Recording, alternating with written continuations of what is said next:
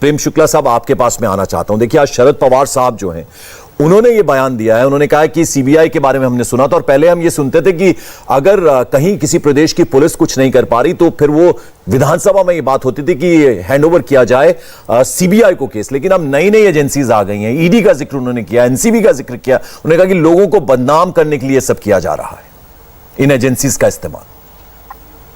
प्रवर्तन निदेशालय हो, एनसीबी हो, नई एजेंसीज नहीं है। शरद पवार जब मंत्री केंद्र में हुआ करते थे, उन संसद में बाकायदा प्रवर्तन निदेशालय के अधिकार सुनिश्चित किए थे। Prevention of money laundering act 2005 का एक्ट है। एनसीबी बहुत पुरानी एजेंसी है। ये दोनों एजेंसियां पहले भी काम करती रही हैं। एनसीबी के दशकों पुराने केस मुझे याद है जिसमें लोग कन्विक्ट हुए हैं।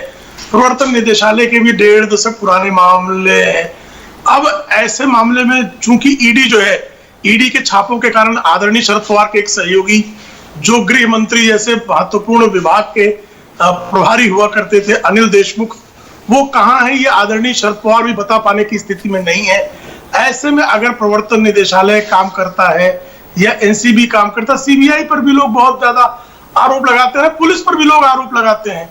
यही पुलिस है जो किसी पत्रकार के घर में जो है चली जाती है सुबह सुबह और उसको गिरफ्तार कर लेती है, और उसको गृह मंत्री और कमिश्नर फरार हो जाता है, पुलिस को पता ही नहीं होता है। तो पुलिस भी बहुत, उस पर भी भेदभावपूर्ण कार्यवाही के आरोप लगते रहे हैं। लेकिन महत्वपूर्ण प्रश्न ये है कि क्या प्रवर्तन निदेशालय ने, एनसीबी ने, सीबीआई ने जिन मामलों की जांच की, क्या उन मामलों की जांच में, जांच के बारे में जब प्रोसिक्यूशन शुरू होता है, वो प्रोसिक्यूशन शुरू होता है, जांच और प्रोसिक्यूशन को सुपरवाइज करने का और उस पर निर्णय देने का अधिकार इस देश ने न्यायपालिका को दिया है।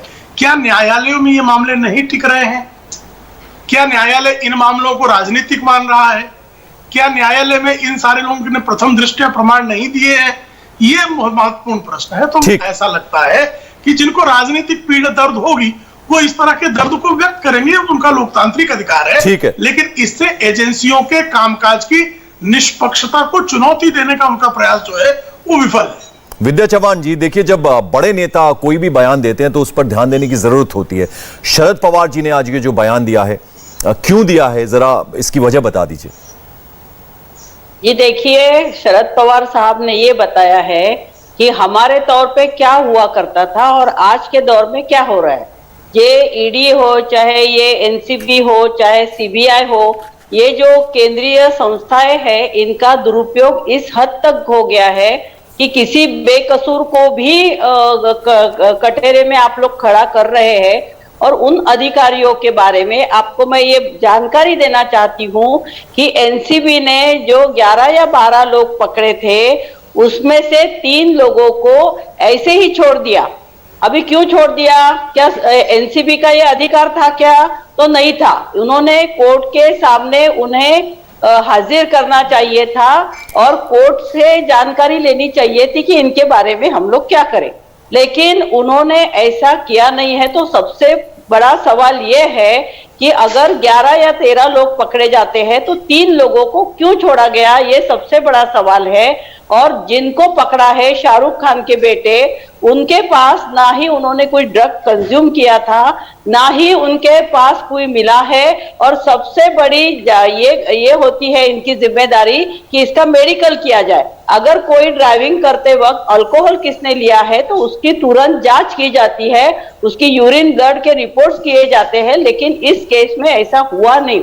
इसीलिए ये सारे सवाल उठते हैं कि ये जांच आपने क्यों नहीं की। अगर 11 या लोगों को पकड़ा था, ये 3 लोगों को क्यों छोड़ा गया? तो इसके बारे में ये एनसीबी के इसके ऊपर ही सवाल या निशान लग गया है। इंडिया टीवी हर वक्त हर जगह डाउनलोड करने के लिए सर्च करें India TV news Google play store या ऐप स्टोर पर।